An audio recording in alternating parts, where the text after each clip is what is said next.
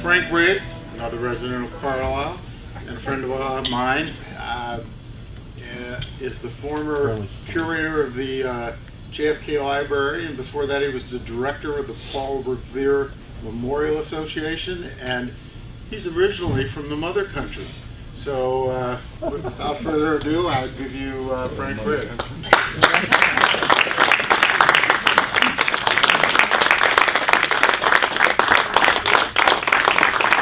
All right, Frank.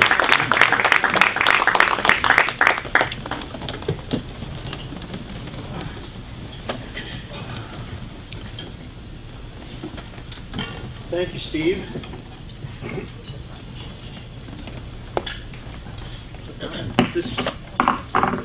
I'm going to talk about presidential libraries. It seemed an appropriate time to do that, as this is the week of President's Day. Frank, can you get the microphone a little closer to your face? Sorry. How's that? That's better, yeah, thanks. Okay.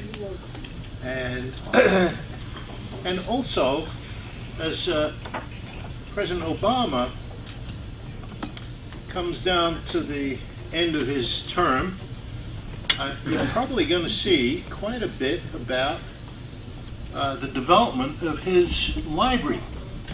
As always happens when the president is involved in that process of planning, there's always a lot of commentary in the media about it. So I thought this might be interesting to inform you about what goes on with all that stuff. The presidential libraries are not actually libraries as we commonly understand them. They don't have a lot of books in them. People sometimes go thinking they'll see stacks and stacks of books and shelves of books, and actually libraries have books, mainly for reference purposes that they keep in the research rooms, but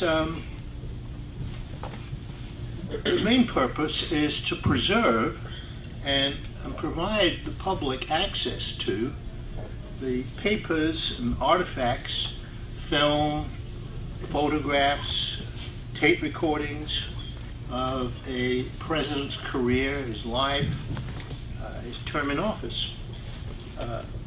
Presidential libraries, like their contents, the things that they contain, belong to the people of the United States. As with many things concerning the story of the presidency of the United States, in a way, the story of presidential libraries began with George Washington.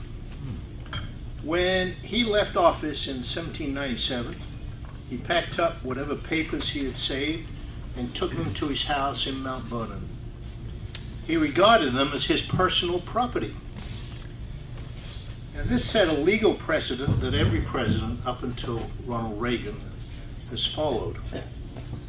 And consequently, presidential papers, records were lost, scattered, sold to collectors and autograph hunters, ruined by poor storage conditions, and even destroyed on purpose.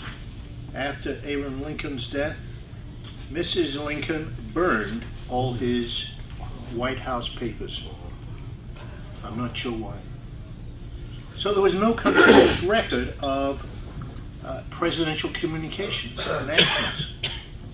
And nothing changed until 1939, when President Franklin Roosevelt was looking at the quantity of papers that he and his White House staff had accumulated and thought there should be a better alternative. So he consulted with his advisors, historians, archivists, and he began planning his presidential library by donating those papers, his personal papers, his presidential papers, to the federal government.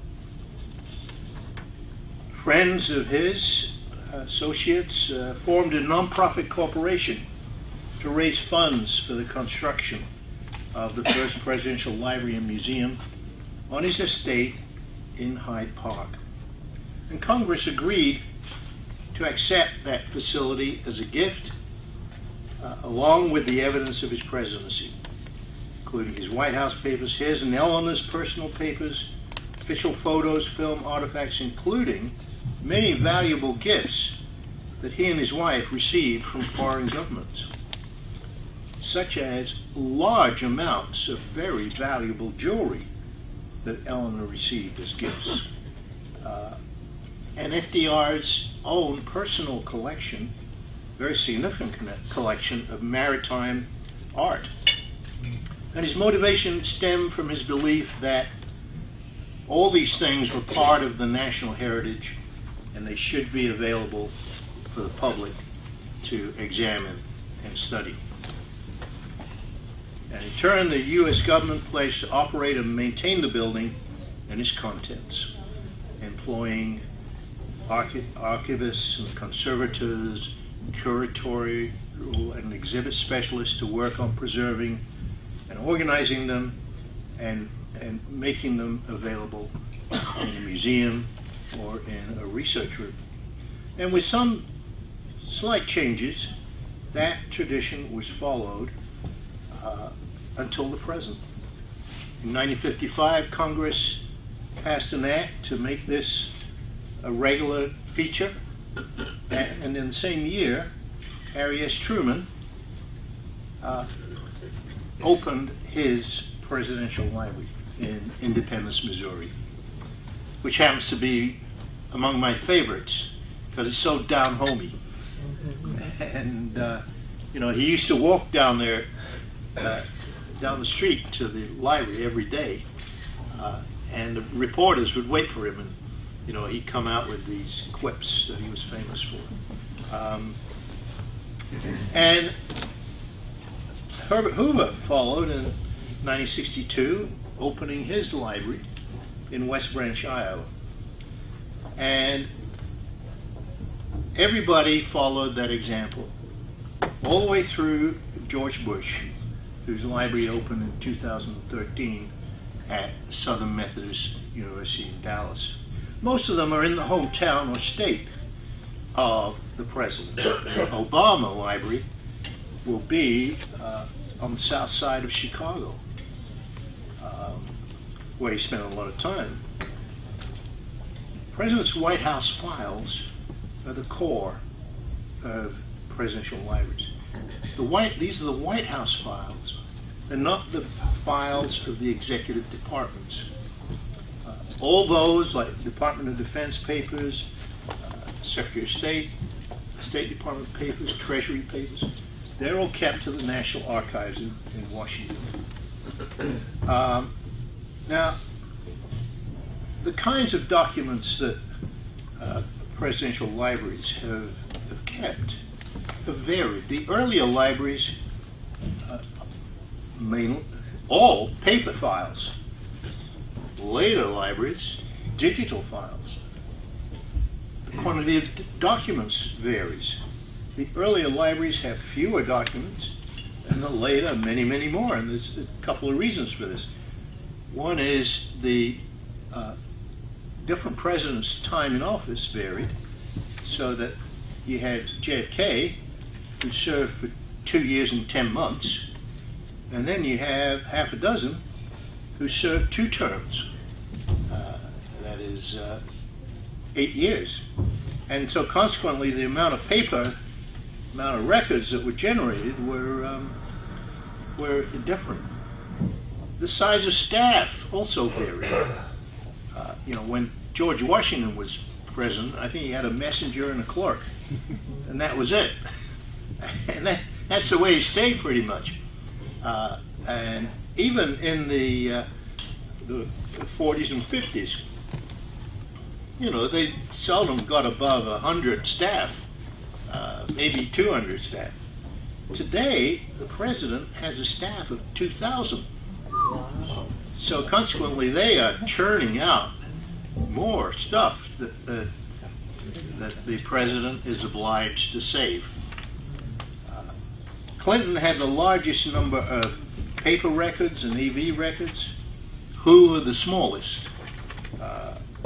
George W. Bush had the largest set of electronic holdings. Well, who gets to see all this stuff?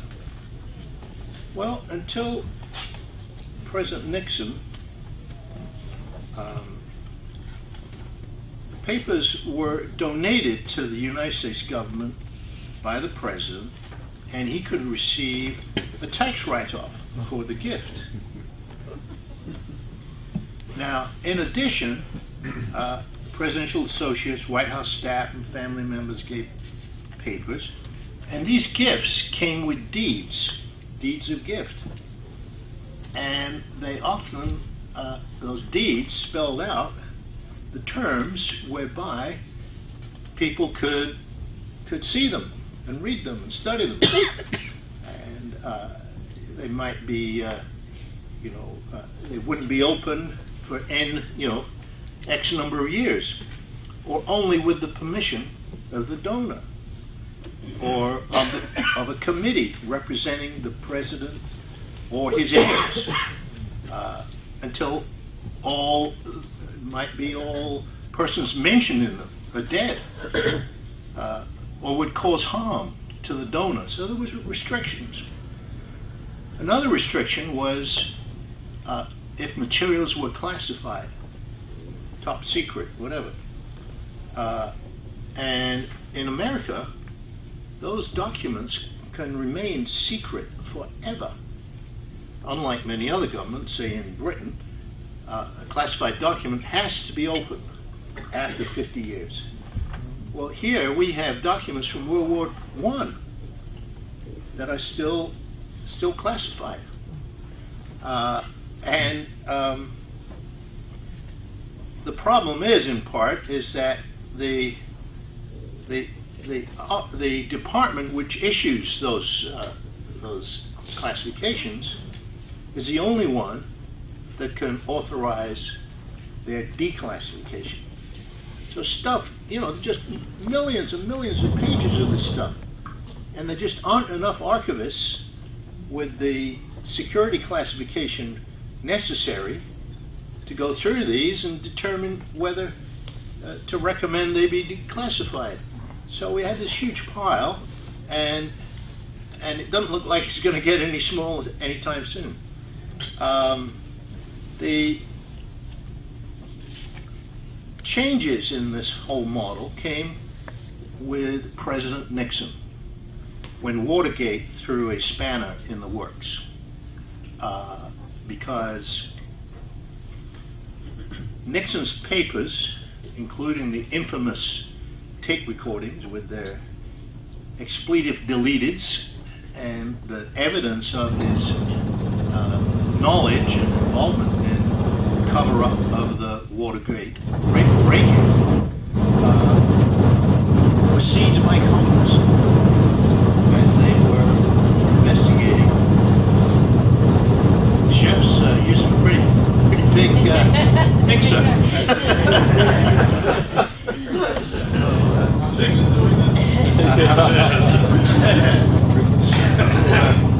They were seized by Congress, potential evidence,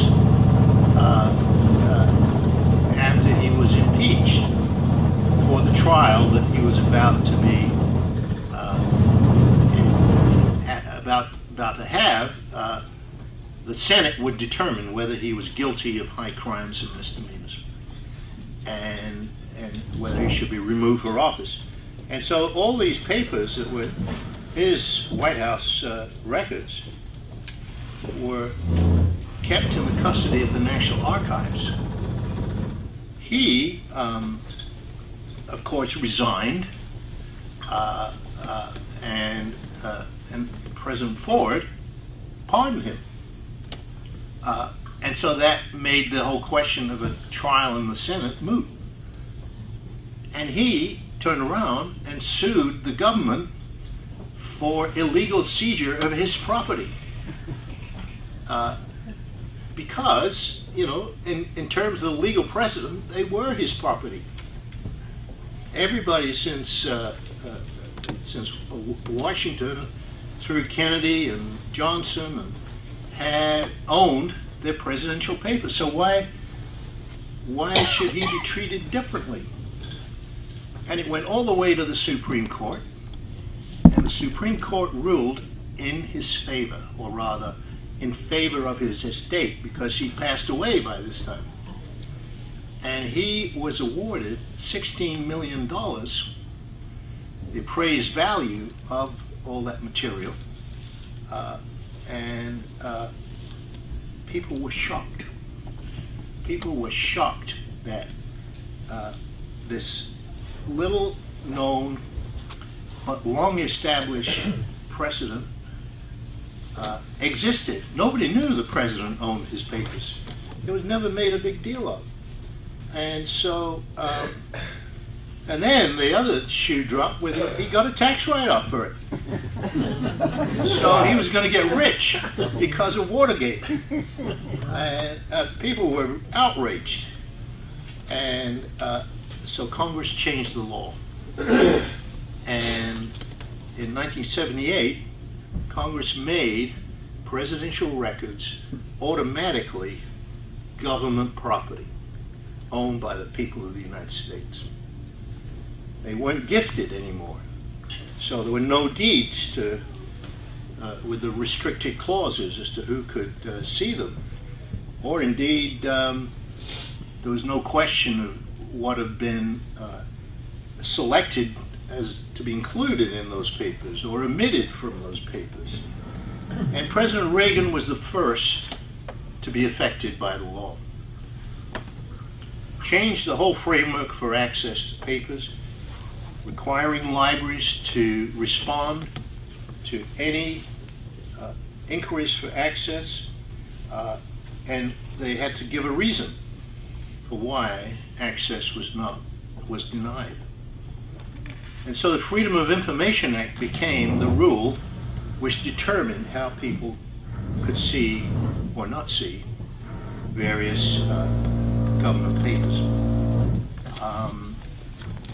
It includes a statutory right for an individual to be given the privilege, or rather it was a right, to see what had gone on in a presidency through its files.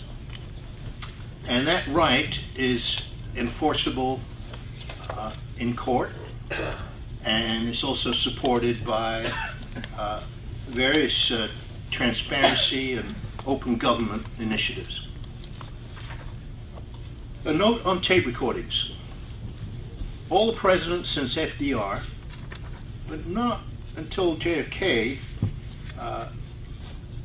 did the practice. All the presidents since FDR had tape recorded materials, but it wasn't until JFK that the practice became more frequent, particularly during the Cuban Missile Crisis, because he was so mad after the disaster of the Bay of Pigs, and everybody on the White House staff was going around pointing fingers at other people as to whose fault it was, and saying, "Oh no, it wasn't me. Became so mad at all that he decided he was going to record the meetings so that none of that could occur." Johnson and Nixon increased the practice, and some of them are highly entertaining, particularly Johnson's, known for his colorful language. And I hope you don't mind if I share an example of that. I was down at the Johnson Library once listening to these tape recordings, and he was having a discussion with somebody about a particular Texan politician who had been caught supporting both sides of an argument, and both sides were mad at him. And Johnson said of him, he was at this convention, and Johnson said he was as nervous as a whore in church. It's just a riot. Anyway, another one documents JFK trying to persuade Senator Richard Russell of Georgia to serve on the Warren Commission investigating the Kennedy assassination. And Johnson said, Russell didn't want to.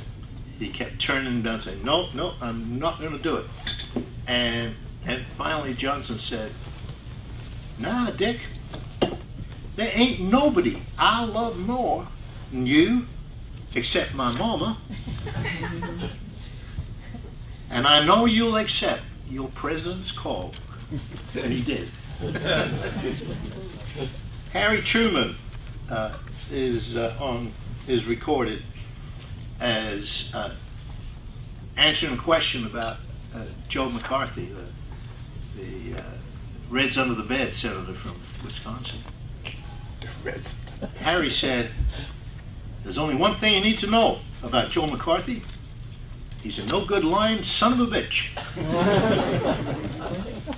And of course JFK in the Cuban Missile Crisis, the tape recordings are very valuable. They totally changed people's views of that incredible moment in history.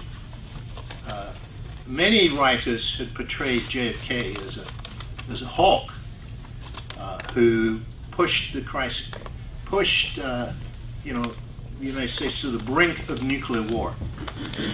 And actually what the recordings show is that, and it's amazing to listen to them because you're actually in the cabinet room. As these advisors and the president are discussing what are we going to do, knowing that a wrong step could blow the whole world up. And all of his advisors, practically, were encouraging him to invade Cuba, bomb Cuba, and some, such as Curtis LeMay, the Air Force general, actually taunted him with being a coward, not to do those things. And of course, since after the missile crisis was over and the various materials were released from the Soviet Union, it became clear that, yes, indeed, if he had taken either of those steps, the Soviet Union would have launched nuclear missiles, and we would have been in a thermonuclear war.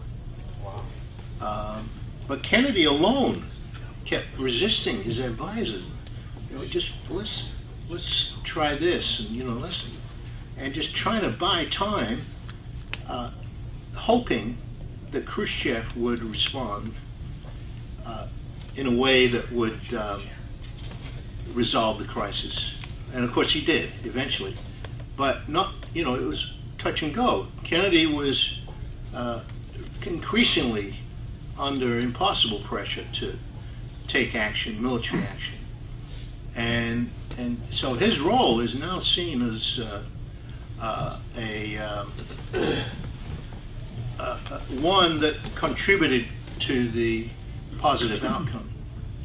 Whereas his brother Bobby, who took credit for being, a peacemaker on this, was actually one of the leaders encouraging him to drop the bombs and invade the island, and as did many others take credit for playing a more peaceful role.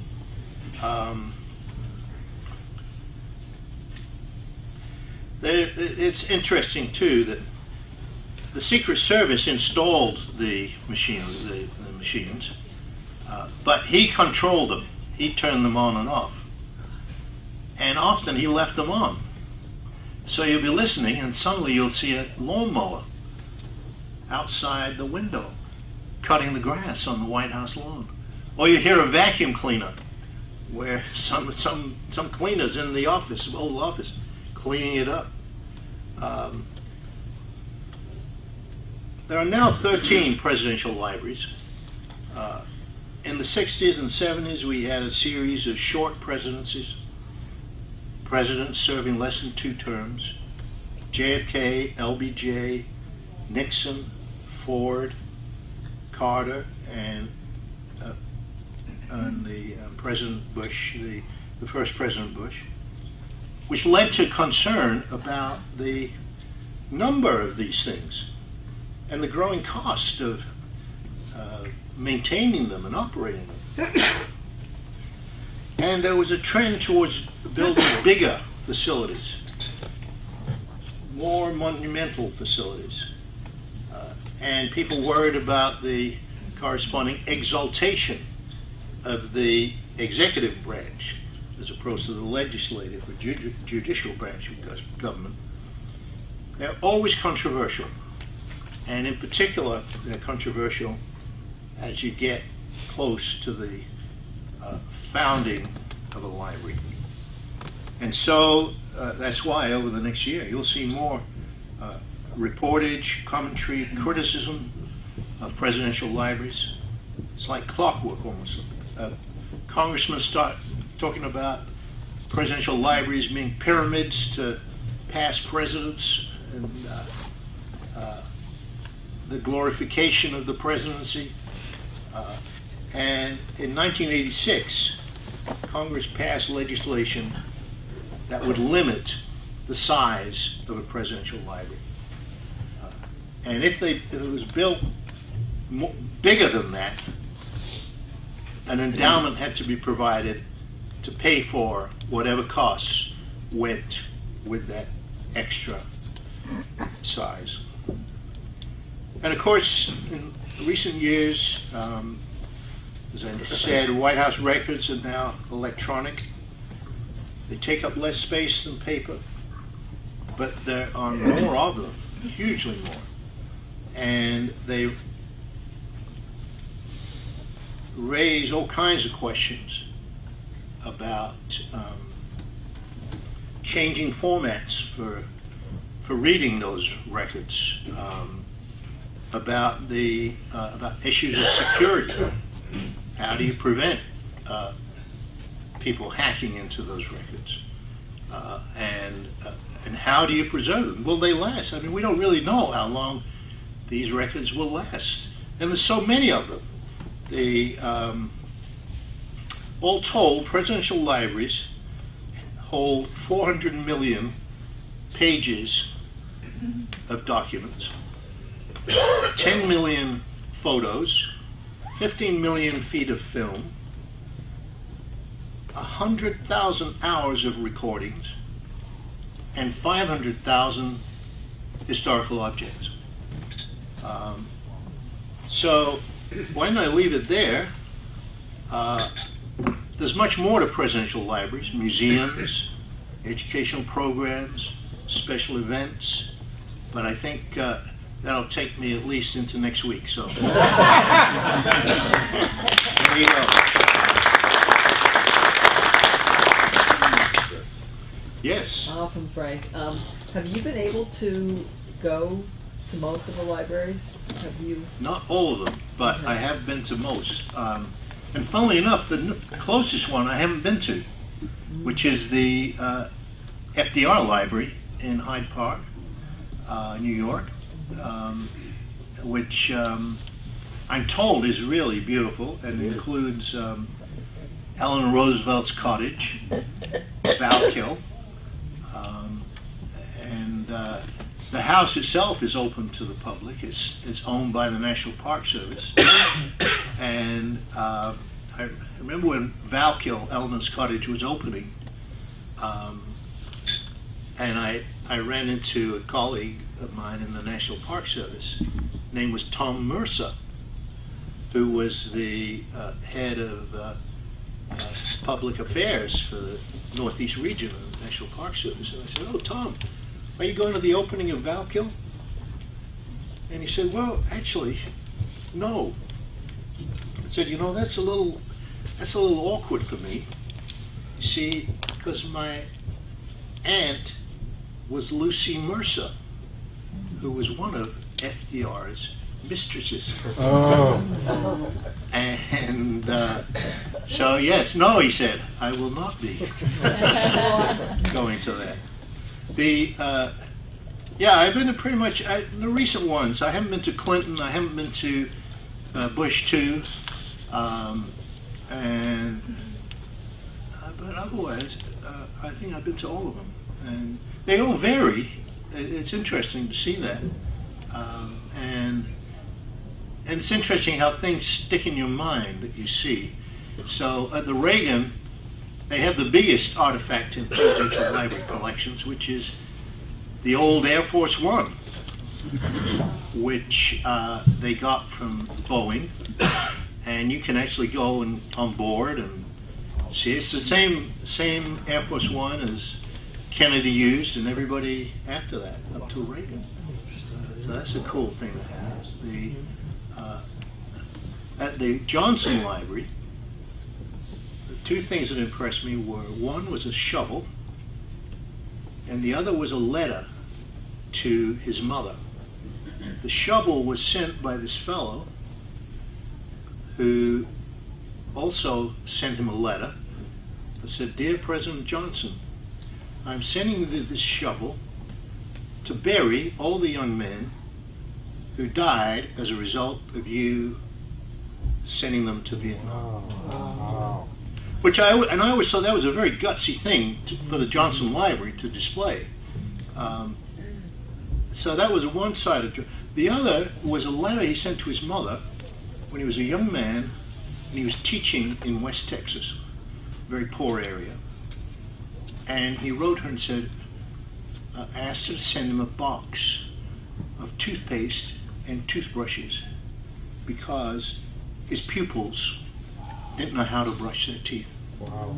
And, that's the Great Society side of Johnson and his generous spirit in terms of trying to lift the poor people in this country. At the Roosevelt Library, I saw this because it came to us on loan for an exhibit, is the original manuscript, well, the final manuscript of his speech after Pearl Harbor, in which the original talked about a date that will live in world history. And he crossed the world history out and put a date that will live in infamy. Kennedy, there are things like that in Kennedy's collection. There's one I love, which is when he gave a speech at the City Hall in Paris. And he opened up by saying, some of you may remember this, "I am the man who accompanied Jacqueline Kennedy to Paris." And he actually wrote that in on the speech that had been prepared for him. And of course, Jackie was a huge hit because she was young, stylish, and spoke French perfectly, and that was one of his additions. But also the coconut shell that he scratched a message on, and that eventually brought rescue for his crew when they were stranded behind Japanese lines in the South Pacific. And in a way, but for that coconut shell, maybe he wouldn't have become president. He might have had a much shorter life. The Bush, older President Bush Library, there's a letter from World War II after his plane had been shot down, and he had been picked up by an American submarine, and he wrote a letter on the submarine to his parents, and it is just full of anguish over the loss of his crewmate who died in the crash of the plane, and then also there's a cricket ball on his desk, which caught my eye. Obviously, it comes from England, and that was a gift from the Prime Minister of Great Britain at that time. So that was an interesting thing. Others are, well, at the Hoover Library are the papers of Laura Ingalls Wilder, who many of you may know from the little house on the prairie and the little house in the big woods that particularly girls like to read. And she was from Iowa, and so her papers were donated to the Hoover Library. Very impressive. The Eisenhower Library, which is another one that I love because it too is sort of down home. It's in Abilene, Kansas, and you drive from Kansas City way across the prairie, mile after mile after mile, and you get to Abilene. And there, within the grounds of the Eisenhower Library, is what looks and feels like a chapel, but it's not a religious building. But inside are the tombs of Ike and Mamie Eisenhower. And when I went there, it was just after President George W. Bush had been greeted on the aircraft carrier with that big sign, "Mission accomplished."